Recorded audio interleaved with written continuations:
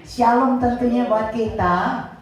Baik saudara, ya saya selalu mengingat tema kita tahun ini terambil dari Ratapan 3 ayat yang ke-22, 23 ya. Keset, Rahem, Emunah. Ya tiga-tiganya kita sudah bahas. Keset itu apa, Rahem itu apa, Emunah itu apa. Ya kalau Anda lupa boleh lihat YouTube saya. Amin. Nah untuk itu ya keset. Kita sudah belajar bagaimana keset itu artinya kasih setia, kasih karunia, belas kasihan. Ya dan saudara yang menarik adalah kasih perjanjian. Dan kasih perjanjian ini saudara nanti kita pelajari ya, keset itu juga adalah konsisten dan tanpa henti, terus menerus mengejar, boros. Keset itu artinya luar biasa, kasih karunia itu artinya luar biasa. Dan satu hal lagi yang menarik buat saya adalah satu arah. Apa itu satu arah? Karena kalau kita tahu perjanjian itu saudara ada, saya bagi dua. Yang pertama adalah perjanjian sepihak. Yang kedua adalah perjanjian bilateral. Apa itu sepihak? Sepihak adalah sebuah perjanjian yang dibuat oleh seseorang. Dan perjanjian Tuhan biasanya satu pihak. Keset adalah perjanjian Tuhan sepihak. Kita nggak ada andil, kita nggak ada saudara turut campur, kita juga tidak ada upahnya kita atau kerja kerasnya kita atau usaha kita. Tetapi perjanjian sepihak, keset ini itu murni dari Tuhan. Beda dengan perjanjian bilateral. Bilateral itu perjanjian dua orang atau lebih, ya bisa berupa negara, bisa berupa perusahaan, bisa perorangan. Ya paham itu saudara, misalnya aja perjanjian jual beli, perjanjian saudara bilateral itu antara lautannya, bagaimana perbatasan, juga perjanjian saudara bilateral itu bisnis dan sebagainya. Tapi perjanjian sepihak atau perjanjian yang namanya keset ini itu murni dari Tuhan. Nah kita sangat sulit memahami perjanjian sepihak karena biasanya dalam hidup kita banyaknya berinteraksi itu dua pihak, dua arah.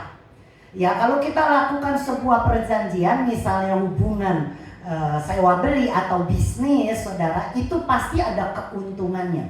Kita lihat bagaimana orang bisa memberi hadiah, saudara, kepada seseorang. Kita memberikan uang kepada seseorang, pasti ada maksud tertentu. Yang mungkin kalau di dalam perusahaan, kalau kita memberikan uang lelah, pasti kita mengharapkan ada proyek yang kita dapat. Betul nggak saudara? Kalau saya memberi, misalnya saya memberi kepada seseorang, mungkin imbalannya adalah saya kepingin dihormati, saya kepingin disayang. Karena kita selalu maukan perjanjian itu dua arah. Nah yang lebih kita bisa pahami perjanjian sepihak ini mungkin hubungan orang tua, khususnya ya kepada bayi, bukan kepada anak. Anak itu bisa dewasa, tapi perjanjian sepihak yang menurut saya sangat mewakili ini adalah perjanjian antara orang tua kepada bayinya. Bayinya nggak bisa bikin apa-apa loh. Bayinya nggak bisa usahakan sesuatu untuk menyenangkan mamanya. Tapi mamanya memberikan perhatian, memberikan hidupnya, memberikan waktunya, memberikan dananya, uangnya. Semua saudara itu sepihak. Tangkap nggak saudara? Bayi belum bisa melakukan apa-apa untuk nyenengin kita. Malah kadang-kala mungkin nyebelin saudara. Tengah malam kita tidur nyenyak, dia nangis saudara.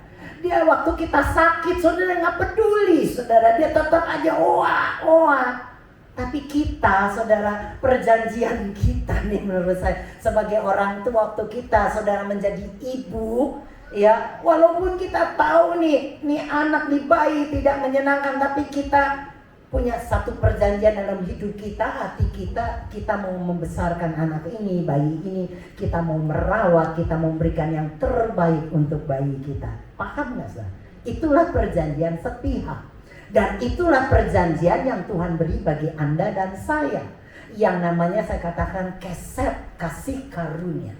Tidak ada saudara hubungan timbal balik. Kalau Tuhan berkati saudara, ya itu ada maksudnya, nggak ada saudara.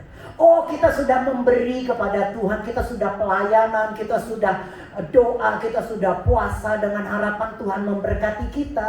Kita tentunya tahu itu nggak lagi zamannya. Amin nggak saudara? Sebelum kita lakukan itu, dia sudah mengasihi kita.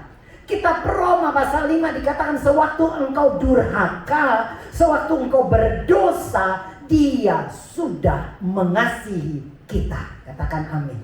Jadi saudara, nggak ada timbal balik. Tuhan mengasihi Anda tanpa ada imbal jasa. Nah, pribadi kita lah, manusia kita lah yang mengerti Tuhan maha baik. Aduh, Tuhan begitu sayangnya, begitu baik. Rasa syukur kita membuat kita mau melayani. Tanggap gak saudara? Beda ya. Rasa syukur kita karena dia baik, dia sudah berikan kita sehat, dia sudah memberikan kita berkat. Maka rasa syukur kita nyatakan lewat perbuatan, yaitu dengan doa, dengan melayani, dengan memberi, dengan menolong orang lain. Itu karena rasa syukur kita mengerti Tuhan baik. Tapi dari pihak Tuhan, saudara, dia memberikan semuanya kepada kita tanpa pamrih. Saya harap Anda paham ini. Sehingga waktu kita mau melayani, sewaktu kita mau memberi, sewaktu kita mau melakukan sesuatu apapun untuk Tuhan, ya kita nggak lagi punya konsep untuk nyenangin Tuhan supaya dia lebih lagi memberkati kita. Bukan, tetapi itu sebagai ungkapan syukur kita karena kebaikannya. Dan kalau itu kita ngerti di dalam hati kita, kita akan berikan yang the best. Beda saudara, kalau Anda dipaksa, ikut ya pelayanan loh, ayo dong melayani, jadilah singer, ayo dong melayani, ya bikin makanan dong, ayo dong melayani. Kita mungkin mau lakukan itu, tapi mungkin kalau nggak keluar dari pengertian kita Tuhan baik, kita lakukan ya biasa saja saudara. Karena nggak enak, karena ya segala sesuatu. Tapi waktu kita tahu dia baik, Tuhan baik, kita ingin memberikan kepada dia yang terbaik juga. Oke? Paham ini saudara? Ya, jadi itulah perjanjian sepihak. Nah, perjanjian bilateral atau perjanjian dua arah ini ya bisa lebih saudara. Tadi saya katakan adalah perjanjian yang mungkin bisa perjanjian bisnis, ya perjanjian sahabat, perjanjian saudara jual beli, sewa menyewa, antar negara, antar suku, antar kota, begitu banyak saudara. Walaupun sekarang perjanjian rasanya nilainya turun, tidak seperti zaman dulu. Bila zaman dulu mereka mengadakan sebuah perjanjian, maka saudara mereka mengikat dirinya kepada perjanjian itu.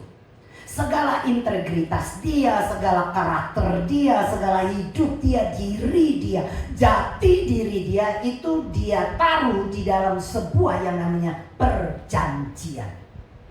Karena bagi zaman dulu perjanjian itu sangat apa ya? Sangat berarti saudara. Itu nilainya sangat tinggi. Nah, sebuah perjanjian itu mengikat.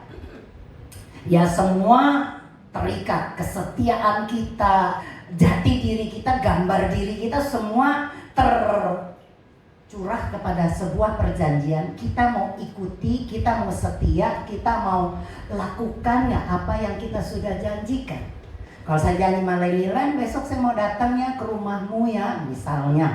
Terus saya nggak lakukan, nggak ada kabar, nggak ada berita. Mungkin Leli bilang, oh iya ibu lagi nggak sempet. Kemudian janji lagi ketemu, Lem, nanti minggu depan saya datang lagi, saya lakukan hal yang sama.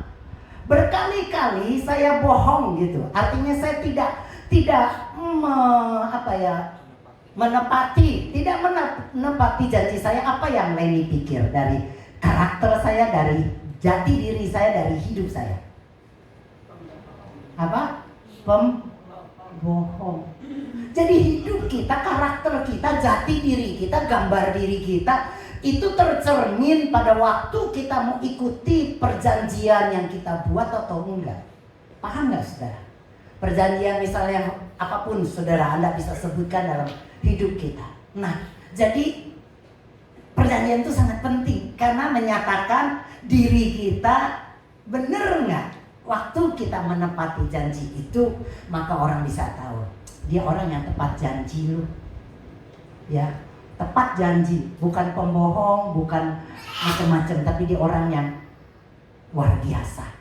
Janjinya dipegang. Saya percaya kalau ada roh Tuhan di dalam hidup kita, mengajar kita akan kebenaran. Dan kita tahu bohong itu tidak bagus. Amin. Ya, jadi Anda paham ya, mengikat banget perjanjian itu. Makanya kalau bikin janji asal janji. Itu lagu saudara. Janji tinggal janji ya Bu ya. Artinya gini, waktu kita ngumbar janji dan Anda tidak tepati, orang akan menganggap remeh hidupmu.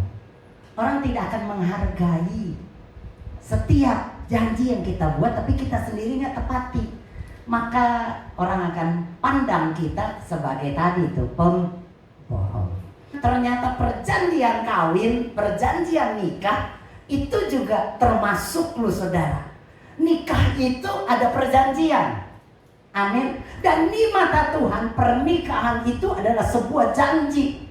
Kita lihat ayatnya Malaiki 2 ayat 14-15. Terjemahan Alkitab lain. Kamu bertanya, mengapa ia tidak mau menerimanya? Kenapa Tuhan tidak mau terima doa-doa kita? Oleh karena Tuhan tahu kamu tidak setia kepada wanita yang kamu nikahi di masa mudamu. Wanita itu kawan hidupmu, tetapi kamu telah mengkhianati dia. Walaupun di hadapan Tuhan kamu telah berjanji untuk tetap setia kepadanya. Jadi nikah bukan asal nikah anak-anak muda ya, tapi nikah itu adalah sebuah perjanjian di mana kita mengikat diri kita di perjanjian itu. Karena di mata Tuhan, lihat saudara, waktu Anda menikah dan saudara diberkati, ya saudara dikatakan engkau sudah menikah di hadapan Tuhan dan buat janji. Maka kalau ada pemberkatan biasanya ada janji nikah. Janji nikah. Tetapi sesungguhnya yang lebih penting saudara kita tuh berjanji di hadapan Tuhan. Rumah tangga ada orang berkata 2 pribadi, tapi bagi saya 3. Bukan orang ketiga, bukan wanita ketiga atau laki-laki ketiga, tetapi orang yang ketiga. Siapa saudara? Tuhan Yesus. Kalau orang ketiga di dunia menghancurkan, orang wanita ketiga, laki-laki yang ketiga, maka terjadilah keributan dan perceraian. Tapi orang ketiga yang kita tahu adalah Tuhan Yesus bukan menghancurkan, tapi dia yang mengikat pernikahan itu menjadi kuat dan kokoh. Ya. Dan lihat saudara, sekarang perjanjian nikah itu ya sudah enggak lagi dipahami menurut saya seperti dulu saudara. Dianggap pernikahan itu seperti sebuah kontrak yang bisa dibatalkan, yang bisa habis. Masa kontraknya berapa lama lu kerja? Oh, gua dapat kerja 3 bulan. Masuk masa apa saudara yang kerja 3 bulan? Hah? Coba. Ya, kontrak itu saudara ada waktu batasnya. Di kontrak 3 bulan, di kontrak 6 bulan, di kontrak 1 tahun, di kontrak 3 tahun, di kontrak 5 tahun.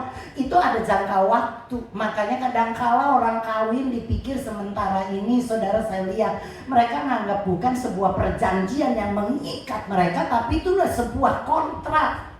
Kontraknya bagaimana? Ya kalau lu baik, gua tetap mau. Kalau lu royal, lu bisa memberi, menafkahi, membuat apa yang aku mau itu tercukupi, aku setia. Ya, Waktu engkau ini murah hati, engkau ini bla bla bla bla, maka aku tetap setia dan mau hidup berdampinganmu. Kontrak. Tapi kalau kontraknya berkata, tapi kalau lu ini pelit, nggak mencukupi keuangan, aduh tiap hari ribut, berantem melulu, makanya kontrak kita putus aja. Nggak heran saudara, sekarang kita melihat dalam kehidupan rumah tangga, enggak orang dunia saudara, tapi saya melihat ini di mata orang-orang Kristen saudara. Pernikahan bukan sebuah janji, tapi sebuah kontrak. Jadi saudara, mereka dengan mudah bercerai saudara, karena dianggap pernikahan sebuah kontrak. Saat ini kan lagi diheboh-hebohkan, ada beberapa artis-artis, aktor-aktor yang Kristen saudara, ya itu lagi menggugat dan digugat ya cerai. Perceraian itu tidak dikehendaki Tuhan, karena di mata Tuhan pernikahan adalah sebuah perjanjian, bukan kontrak. Nggak ada masa waktunya. Masa waktu kita waktu nikah adalah waktu maut menjemput kita. Nggak ada batasnya kecuali mati saudara. Nggak ada waktu lu pelit, waktu lu jahat, waktu lu berselingkuh sekalipun saudara. Kita nikah bukan kontrak, tapi sebuah perjanjian yang kita ikatkan bukan saja kepada suami atau istri kita, tetapi kepada Tuhan. Sebagaimana kita menginginkan orang menganggap kita sebenarnya orang yang menepati, saya percaya saudara, kita waktu ngerti Tuhan baik, kita juga berusaha untuk mencerminkan Kristus. Bukan hebatnya kita, tapi karena ada Kristus di dalam kita lah yang membuat kita sanggup melewati badai yang namanya rumah tangga saudara. Bukan supaya kita dibanggakan dan dipuji, wah dihebat-hebatin, tetapi biar Yesus yang nyata saudara. Kalau nggak ada Yesus mah dalam rumah tangga dia mah udah hancur lebur. Bukan karena kita yang hebat saudara, karena sebagai manusia kita nggak akan hebat. Hati kita berubah-ubah, perasaan kita hari ini cinta, besok bisa benci. Perasaan ini saudara, hari ini kita suka cita, gembira banget, kita katakan dia baik ya, pasangan kita baik. Mungkin bulan depan kita bilang pasangan paling brengsek. Jadi perasaan itu berubah saudara, tetapi perjanjian itu kekal. Dan saya bersyukur banget pernikahan itu adalah sebuah perjanjian, bukan lagi kontrak.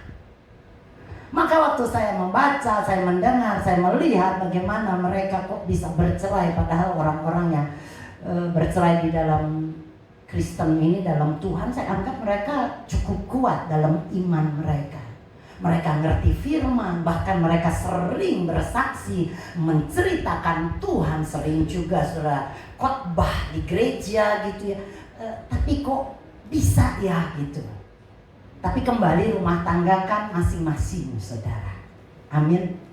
Cuma karena Anda adalah keluarga, saya ingin banget memberikan mungkin sebuah nasihat ya, pengertian nikah itu perjanjian. Gak peduli pasangan kita itu jeleknya kayak gimana, kenapa dulu lu mau? Waktu pacaran gak lihat jeleknya? Buta ya? Karena cinta. Atau dibohongin karena dia menyamar pakai topeng sehingga kita tidak lihat bopengnya. Maka untuk itu saya sangat setuju adalah kita harus mengenal pasangan hidup kita dengan berpacaran. Walaupun ada pengajaran yang berkata nggak perlu pacaran, tapi bertunangan langsung seperti Alkitab, Tuhan yang memberikan, itu mungkin pribadinya seperti itu. Tapi buat saya pribadi, saya lebih suka ya khususnya keluarga saya untuk mengenal pasangannya dulu dengan bergaul, berkomunikasi yang namanya berpacaran, sehingga apapun kejelekan dari pasangan hidupnya mereka sudah tahu, sehingga nggak mudah waktu kawin berapa lama aja sudah ketahuan nih jeleknya, dia udah cerai. Kawin lagi, aduh kok ini sama juga ya baunya, udah cerai, kawin cerai. Seperti dalam Alkitab, wanita yang menikah itu 5 kali, saudara. Kenapa? Karena dia mungkin nggak melihat laki-laki itu secara utuh, secara benar. Tapi mungkin saudara karena pencariannya yang begitu rupa, cuma dilihat dari fisiknya, dari keadaan ekonominya, membuat begitu cepat mengambil keputusan. Nah, kita yang sudah terlanjur nikah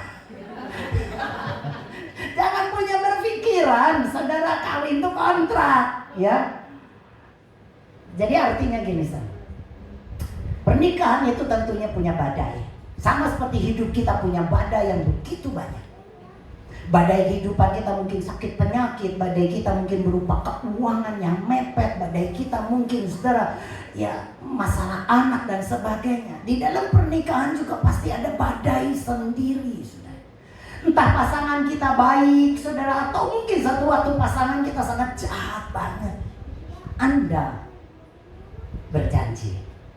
Dalam janji nikah dikatakan apa, saudara? Anda akan setia pada waktu sehat atau sakitnya. Kita akan setia pada waktu susah atau kayanya. Betul ya? Tuh iya kata Sur. Kita akan setia. Ada begitu banyak yang kita baca, saudara.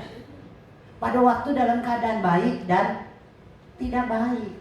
Dia baik, ya nggak usah suruh setia, kita mah pasti siapin dia kopi, kita siapin dia pisang goreng, baik, amin. Duit juga dari dia gitu kan. Tapi ada saatnya di mana suami kita atau istri kita menjadi jadi macan, jadi harimau, jadi Dracula yang ngisep darah, saudara. Apakah kita masih tetap pegang janji nikah kita? Itu menjadi sebuah pertanyaan yang besar. Jadi pada waktu kita beriman, waktu kita menghadapi badai hidup seperti perkawinan, buat saya ngalamin itu, saya sih bersandar aja. Kita mau marah, kita gugat cerai, kita berantem, kita lakukan segala sesuatu, saudara. Saya lihat semua apa yang kita hasilkan tidak pernah mendatangkan kebaikan waktu kita pakai kekuatan kita. Gak mudah ya? Iya gak mudah, saudara. Saya tahun 80 nikah. Jadi berapa tahun, saudara? 43. Jadi ngerti banget yang namanya gelombang naik turun pasangnya nikah. Pernikahan itu. Dan saya sampai hari ini bisa bertahan bukan karena saya hebat. Sekali lagi Anda nggak perlu banggakan saya. Anda lihat bagaimana saya udah jatuh, terpuruk, benar-benar udah tenggelam. Udah lagi bukan jongkok tapi nyusur ke tanah. Tengkurap, saudara, karena nggak kuat. Nggak mampu dengan kekuatan sendiri. Karena badai yang dihadapi begitu gelombangnya menakutkan. Tapi waktu saya melihat dia berjanji kan kasih setiaku tak pernah habis-habisnya. Dan kasihnya itu mengejar. Kasihnya boros, diberikan kepada kita tanpa syarat. Bu, cerai dosa ya? Enggak bahas itu, saudara. Saya pun nggak mau berkomentar apakah itu salah atau tidak. Apakah itu boleh atau tidak. Apakah itu berdosa atau tidak? Bagi saya nggak pernah mau berdebat. Paham, saudara? Karena sekali lagi yang namanya rumah tangga itu dialami sendiri. Bukan Anda kan? Anda nggak ikut dalam rumah tangga orang kan? Iya dong. Artinya nggak ada kritikan, nggak ada komentar atas mereka-mereka yang memilih bercerai. Gitu ya. Tapi Anda jangan suruh saya bercerai. Karena saya punya prinsip nikah itu perjanjian. Walaupun saya menghadapi gelombang yang besar, begitu banyak bisikan orang-orang yang berkata, udah cerai aja, dosanya biar ditanggung sama kita-kita. Nggak dosa lah. Ada Matius kok yang berkata nggak masalah, nggak berdosa waktu bercerai kalau didapati pasanganmu berzina. Jadi nggak dosa. Tapi kembali saya mau katakan, bagi saya nikah itu perjanjian, bukan kontrak. Saya akan setia waktu dia susah, waktu dia senang, waktu dia kaya, waktu dia miskin, waktu dia baik atau tidak baik, waktu dia setia atau tidak setia, waktu dia nggak selingkuh atau dia selingkuh. Saya tahu banget, saudara, saya mengikatkan diri saya kepada sebuah perjanjian nikah. Dan tadi saya yang paling titik poin yang penting adalah pribadi ketiga yang ada dalam rumah tangga kita, yaitu yang namanya Yesus. Jadi ya sudah, lewati saja dengan terus melihat, ya toh bukan kekuatan pribadi tapi kekuatan yang dari atas lah yang menyanggupkan kita untuk melewati yang namanya badai. Nah, satu kisah yang saya nggak pernah lupakan, saudara, ini menjadi satu kisah yang terpatri di hati saya adalah kisah Hosea dan Gomer. Saya sering khotbahkan ini, ya, dan saya sering baca kisah ini karena bagi saya ini adalah cerminan kasih setia yang tak habis-habisnya, yang boros banget, dan itu sepihak. Kita baca bagaimana Hosea, ya, satu ayat dulu, coba kita lihat Hosea 1 ayat 2. Ya, firman Tuhan dikatakan Hosea 1 ayat 2. Ketika Tuhan mulai berfirman kepada Hosea, ia berpesan, pergilah, ambillah seorang perempuan sundal sebagai istrimu yang akan melahirkan beberapa anak sundal bagimu. Ini akan menggambarkan bagaimana umatku telah berlaku serong terhadap aku. Mereka melakukan perzinahan secara terang-terangan dengan menyembah Allah-Allah lain. Saudara, ini adalah gambaran bagaimana saudara, ya, Tuhan sebagai suami yang setia mempunyai istri yang gak setia, yang sundal. Sundal itu pelacur, sundal itu wanita gak baik. Dan aneh sekali, saudara, kisah ini sebagai gambaran Tuhan yang begitu penuh kasih, itu digambarkan lewat kisah Hosea dan Gomer. Hosea disuruh Tuhan untuk mengambil istri pelacur itu, dan apa yang dilakukan? Dia nikahi, akhirnya punya anak 3, saudara. Ya, kisah singkatnya saja, punya anak 3. Tetapi saudara, apakah berubah sifat karakter Gomer, wanita sundal itu, setelah dinikahi oleh Hosea? Hosea itu nabi yang luar biasa. Zaman dulu nabi dihormati karena setiap perkataannya itu jadi, saudara. Sering bernubuat dan itu jadi. Orang yang terhormat seperti itu nikah sama perempuan sundal. Bagus-bagus kalau perempuan sundal itu bertobat, gitu kan maunya kan? Ya nggak apa-apa deh, ada kawinin perempuan nggak bener, asal setelah kawin tobat. Tapi kita dapati, saudara, Gomer nggak bertobat, nggak berubah, dia tetap melakukan pelacuran, dia tetap menjadi wanita sundal. Bahkan terakhir dia tinggalkan Hosea dan 3 anak-anaknya yang masih kecil itu untuk melacurkan diri lagi. Dia jual, kalau Anda baca Hosea, dia jual dirinya untuk mendapatkan minyak, untuk mendapatkan anggur, untuk mendapatkan kenyamanan. Dia jual dirinya menjadi pelacur. Saudara, bayangkan betapa bagi kita yang punya suami atau istri, kita ngerti banget perasaan orang yang dikhianati. Ya, udah dari awalnya gak bagus, ending dinikahi gak bagus juga, bahkan ditinggalkan dan dia melacurkan diri lagi. Rasanya harga dirinya Hosea sebagai nabi itu seperti apa loh, saudara? Dikoyakkan harga diri laki-laki istrinya, piala bergilir dari satu laki ke laki lain dan laki lain. Itu bisa dilihat oleh semua orang, karena itu terang-terangan dilakukan oleh istrinya. Bagaimana perasaannya? Hancur, saudara. Apa yang dibuat? Hosea 3. Lalu aku membeli dia bagiku dengan bayaran 15 shikal perak dan 1,5 homer. selain. Pada waktu berzina, berselingkuh, bersundal, melacurkan diri, sampai tiba saatnya dia tidak lagi laku. Sampai waktunya dia tidak lagi saudara jadi cantik. Dia dibuang orang saudara, dan kemudian saudara dijual jadi budak karena dia melacur, sudah gak laku. Udah tua, keriput, peot, hitam, jelek saudara, dijual jadi budak. Dan saudara kemudian Hosea lewat. Dia lihat istrinya yang dulu cantik sekarang jadi jelek, dan tidak ada seorang pun yang mengingini Gomer. Apa yang dia buat suami yang dilukai begitu rupa? Dia beli, dia bayar, dia tebus. Gambaran Tuhan kepada Anda dan saya. Kita saudara ya dulu saudara sering zina, sering lakukan persundalan, Tuhan beli. Tuhan angkat kita jadi istrinya, jadi gerejanya. Tapi apakah setelah itu kita masih tetap lakukan perzinahan? Tanya diri sendiri. Perzinahan tadi kita sudah baca. Tuhan melihat perzinahan rohani kita pada waktu kita menyembah Allah-Allah lain. Berarti kamu sudah bersundal. Ada Allah-Allah lain dalam hidup kita? Tanya sendiri.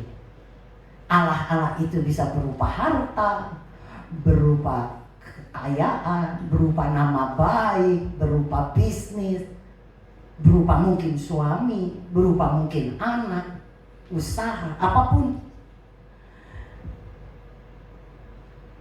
Dan menariknya saudara, kita mungkin lakukan itu waktu kita sudah kawin, kita dinikahi oleh Kristus Yesus.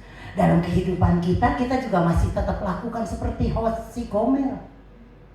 Kita tidak setia kepada suami kita Yesus. Kita seringkali berselingkuh dan berzina, bersundal, sampai akhirnya mungkin kita didapati udah gak lagi laku saudara. Kita didapati lagi gak berdaya. Kita menjadi sakit-sakitan, kita menjadi tua, kita menjadi rapuh. Disitulah mungkin kita berkata, iya gue dibuang Tuhan karena gue udah gak setia kepada Tuhan. Di masa kita berjaya, di masa kita kuat, kita saudara tinggalin Tuhan. Sampai akhirnya habis batas kekuatan manusia. Terkapar, sakit yang gak mungkin bisa disembuhkan. Ekonomi yang hancur lebur gak mungkin bisa balik. Apapun yang terjadi membuat kita terpuruk. Saudara, ada berita kabar baik. Engkau tidak pernah dibuang Tuhan. Dia melihat keterpurukan kita. Dia beli kita. Dia bayar, dia tebus kita yang jelas-jelas bersundal dan mengkhianati dia. Saudara bisa bayangkan kesetnya itu, kasih setianya. Maka waktu saya merenung ini, mengingat kisah ini, itu benar-benar kisah yang melekat di hati, yang membuat saya sadar banget bahwa kasihnya itu, setianya, kesetnya boros banget sih. Nggak pernah hitung-hitungan, dia berikan buat kita. Jadi apapun saudara, dalam hidup kita mungkin kita sudah banyak kali melakukan hal-hal yang jahat. Kita mengkhianati Tuhan. Kita berkata saya udah gak setia sama Tuhan. Kita tinggalin Tuhan. Kita udah gak lagi baca Alkitab. Kita udah gak mau lagi ke gereja. Kita gak mau lagi bersekutu dengan orang-orang seiman. Kita punya kepahitan karena kita disakiti entah oleh orang-orang gereja. Biasalah saudara. Saya gak cerita dalam keluarga, tapi dalam persekutuan gereja aja saling sikut menyikut, saling gigit menggigit, itu biasa. Di gereja kecil maupun gereja besar itu pasti ada, karena belum sempurna. Tetapi saudara, waktu Anda mengerti akan kesetnya Tuhan, saya percaya saudara, itu akan membuat kita menjadi kuat, menjadi kokoh. Apapun yang terjadi atas hidup kita enggak penting, yang penting kasih setianya tetap selama-lamanya. Maka bagi saya kitab Peratapan 3 ayat 22-23 itu benar-benar sebuah janji yang Tuhan buat saya pribadi. Apapun yang kamu lakukan, apapun yang kamu kerjakan, mungkin di mata manusia engkau menyakiti aku. Mungkin di mata manusia engkau bodoh, engkau mengkhianati jadi wanita sundal. Tetapi saya percaya Tuhan kasih-Mu membeli saya tanpa syarat. Enggak ada syarat saya harus baik dulu, enggak ada syarat saya harus cantik dulu. Ya seperti Gomer yang udah buruk rupa, enggak perlu cantik dengan perbuatan-perbuatan yang di mata orang hebat banget ya. Mungkin orang juga kaget tuh, pendeta bikin YouTube kulineran lagi. Udah mantan kanker, makan melulu. Saya whatever lah orang mau ngomong apapun, saya tahu apa yang saya buat, saya tahu apa yang saya lakukan, saya ngerti yang saya kerjakan. Yang penting ada damai di hati. Ya, satu hal yang saya mau buat dalam hidup saya mau berkarya adalah biarlah nama Tuhan dimuliakan. Saya senang banget kalau ada komentar-komentar. Saya juga bukan agama ini, tapi saya senang dengar firman karena menguatkan iman. Satu orang ngomong gitu aja saya seperti udah bunga-bunga. Aduh, apa yang saya kerjakan Tuhan. Teman-teman yang suka ikut kuliner tahu di setiap kesempatan saya banyak suka ceritakan Tuhan Yesus. Pokoknya asal gitu, ibu sehat ya, luar biasa, udah tua-tua masih mau bikin konten. Terus kok mahir banget sih orang-orang bikin konten pakai teks. Kalau ibu blas ngomongnya, sampai Buliana udah biasa, enggak biasa juga. Sampai akhir saya bilang, ya itu karena Tuhan. Saya dulu penderita kanker dan saya hidup karena anugerah. Dia kaget selalu dia ngeliatin. Itulah kesempatan saya bersaksi. Saya buat ini biar orang melihat karya Tuhan dalam hidup saya. Saya nggak mau diam dan menangisi, meratapi hidup saya, meratapi sakit kaki yang nyenut sampai sekarang, saudara. Tapi kan saya lewati dan puji Tuhan bertambah baik dan bertambah baik yang saya percaya satu waktu benar-benar baik. Karena saya tahu banget dia baik, saudara. Jadi perjanjian kasih setia Tuhan tak pernah habis-habisnya. Anda harus pahami itu sehingga kita lewati di hidup kita tahun ini. Nggak ada lagi intimidasi setan, apa yang kau buat tuh bikin Tuhan marah, bikin Tuhan nikmati aja, saudara. Ya, kita percaya Roh Kudus ada di hati kita, amin. Roh Kudus itu yang memimpin kita di dalam kedamaian. Saya lakukan apapun, saudara, kalau hati saya damai. Tapi saya tidak lakukan kalau hati saya berteriak, jangan. Karena saya menemukan waktu kita dipimpin oleh Roh Kudus, hati kita akan penuh dengan sukacita, damai sejahtera yang gak pernah diberikan oleh dunia. Amin.